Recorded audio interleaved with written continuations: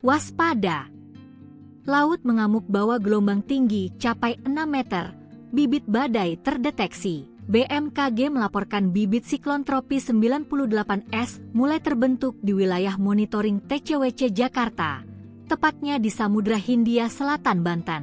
Berdasarkan pembaruan Rabu, 28 Januari 2026, pukul 7 WIB, sistem ini memiliki peluang rendah untuk berkembang menjadi siklon tropis. Meski peluang penguatan tergolong rendah, BMKG menegaskan dampak tidak langsung dari bibit siklon ini tetap perlu diwaspadai, terutama hujan sedang hingga lebat di sejumlah wilayah daratan serta gelombang tinggi di perairan sekitar Indonesia. Sementara itu, gelombang sangat tinggi, 4060 meter, diperkirakan berpeluang terjadi di Samudra Hindia Selatan, Banten hingga Jawa Tengah. Kondisi ini masuk kategori berbahaya bagi aktivitas pelayaran, terutama perahu nelayan, kapal tongkang, dan kapal penumpang.